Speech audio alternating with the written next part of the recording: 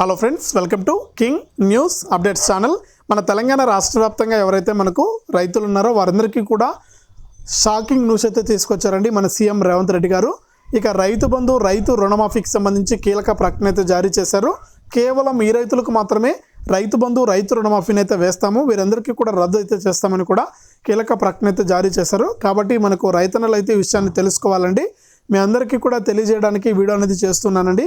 దయచేసి వీడియోను ప్రతి ఒక్కరు కూడా చివరి వరకు చూడండి. దయచేసి ప్రతి ఒక్కరు కూడా కేవలం 2 నిమిషాలు మాత్రమే చూస్తున్నారండి. దయచేసి మనకు చివరి వరకు చూడడానికైతే ప్రయత్నం చేయండి. చివరి వరకు చూస్తేనే మీకు విషయం అనేది అర్థమవుతుంది, మీరు ఇంకొకరికి చెప్పడానికి కూడా బాగుంటుంది. కాబట్టి వీడియోని అయితే చివరి వరకు చూసేయండి. ఇక చూస్తున్న ప్రతి రైతు కూడా, ప్రతి ఒక్కరు కూడా మీరు ఈ విధంగా లైక్ బటన్ ఉంటుంది, లైక్ చేసేయండి. మీరు లైక్ చేస్తేనే మరింత మందికి ఈ వీడియో అనేది వెళ్తుంది. దయచేసి ప్రతి ఒక్కరు కూడా ఈ విధంగా లైక్ బటన్ పైన నొక్కి లైక్ చేసేయండి. అలాగే పక్కనే షేర్ అని ఉంటుంది, ఆ షేర్ బటన్ పైన కూడా నొక్కి మీకు తెలిసిన వాళ్ళందరికీ కూడా మనకు వాట్సాప్, ఫేస్బుక్ ద్వారా కూడా మీరు ఈ వీడియోని అయితే షేర్ చేసేయండి. ఇంకా మీరు కొత్తగా మన ఛానల్ చూస్తూ ఉంటే, సబ్స్క్రైబ్ చేసుకోకుండా ఉంటే ఇప్పుడే వీడియో కింద సబ్స్క్రైబ్ అనే బటన్ ఉంది, సబ్స్క్రైబ్ చేసుకోండి. సబ్స్క్రైబ్ అయిన వెంటనే గంట వస్తుంది, గంట పైన నొక్కితే ప్రతి వీడియోను కూడా మీరు అందరికంటే ముందుగానే తెలుసుకోవడం జరుగుతుంది. కాబట్టి ప్రతి రైతు కూడా, ప్రతి ఒక్కరు కూడా మీరు వీడియోని లైక్ చేసి, షేర్ చేసి, ఛానల్ని సబ్స్క్రైబ్ చేసుకుని పక్కనే వచ్చే గంట పైన నొక్కి మళ్ళీ వచ్చే ఆలనే గంట పైన కూడా నొక్కండి. ఇక మనం వివరాలు చూసినట్లయితే మన తెలంగాణ రాష్ట్ర వ్యాప్తంగా రైతులకు ఇంపార్టెంట్ పథకాలు 2 అండి. ఇక మన కొత్త ప్రభుత్వం వచ్చిన తర్వాత రైతు భరోసా కింద 15,000 రూపాయలు ఇస్తామన్నారు. అలాగే రైతు రుణమాఫీ కింద 2 లక్షల రూపాయలు ఇస్తామన్నారు. ఇక రైతు బంధు సంగతి అయితే పక్కన పెట్టేయండి. ఇప్పటికే రైతు బంధు డబ్బులు అయితే విడుదల చేశారు, కానీ డిసెంబర్ నుంచి ఇప్పటి వరకు కూడా జమ అవుతూనే ఉన్నాయండి పైసలు. ఇక ఈ పైసలంతా కూడా జమ అయ్యేది లేదు, అది సచ్చేది లేదు. ఇక ఏంటంటే మనకు ఏదైనా సరే కొత్త ప్రభుత్వం ఏర్పడిందంటే పాత ప్రభుత్వం అమలు చేస్తున్నటువంటి పథకాలను పక్కన పెట్టేస్తారండి. కొత్త ప్రభుత్వం ఏవైతే హామీలు చెప్పిందో ఆ హామీలను మాత్రమే విడుదల చేస్తారండి. కాబట్టి మనకు రైతు బంధు విషయాన్ని అయితే పక్కన పెట్టేయండి. మనకు ఈ వానాకాలం సీజన్కి సంబంధించి మనకు రైతు బంధు, రైతు భరోసా పథకం అయితే అమలు కాబోతుంది. ఇక ఈ రైతు భరోసా పథకం కింద ఏడాదికి అంటే సంవత్సరానికి 2 విడతల్లో యాసంగి మరియు వానాకాలం సీజన్లకు సంబంధించి గతంలో ఇస్తున్నటువంటి 5,000 రూపాయలు కాకుండా ఎకరానికి 7,500 రూపాయలు ఇస్తామనేది తెలంగాణ ప్రభుత్వం ప్రకటించింది. ఇక 7,500 రూపాయలను కూడా ఇవ్వడానికి ఏర్పాట్లు అయితే చేసింది.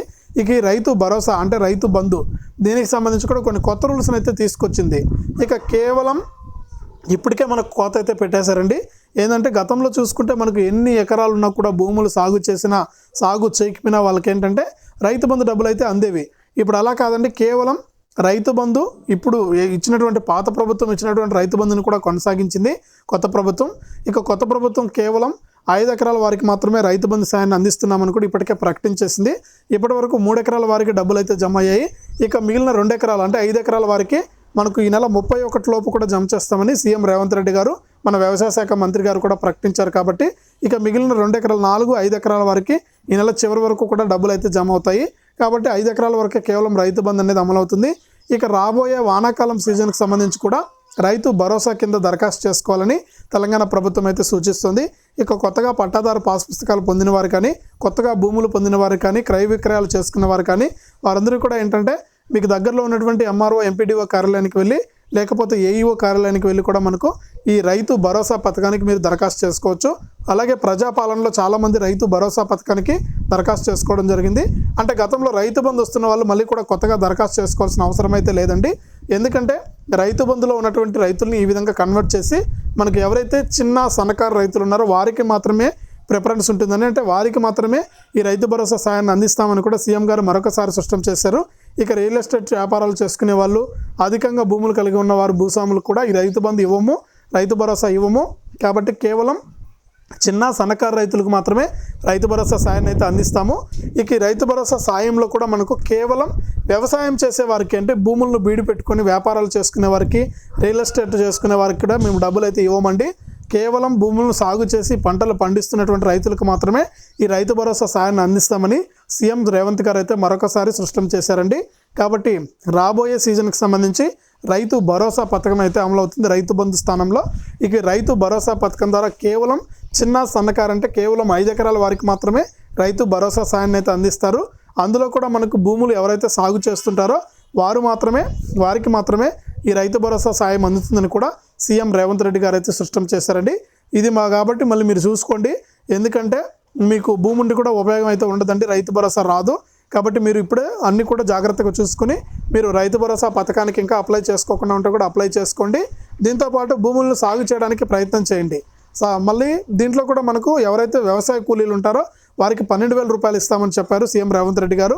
ఇక వారికి కూడా 12,000 రూపాయలు ఇచ్చే ఆలోచనలో కూడా ప్రభుత్వం కసరత్తులు అయితే చేస్తుంది. ఈ విధంగా మనకు రైతు బంధు మాత్రం 5 ఎకరాల వరకే ఇస్తారండి.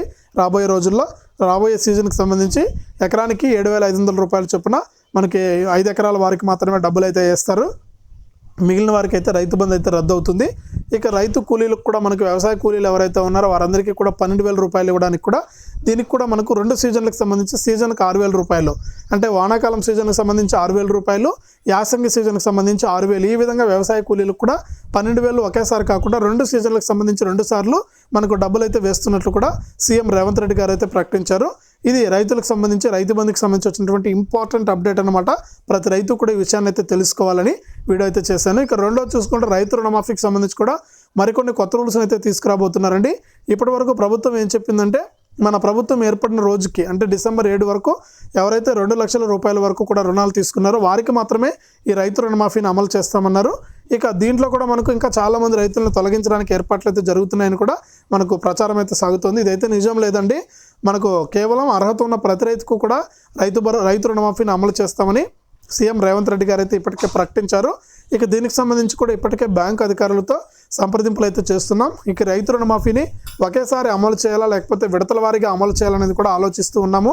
గతంలో ఇచ్చినట్టు కాకుండా మనకు గత ప్రభుత్వం కూడా 2 లక్షల రూపాయల రుణమాఫీని చెప్పి కేవలం 50,000 రూపాయల వరకే రుణమాఫీ చేయగలిగిందండి. అది కూడా విడతల వారీగా.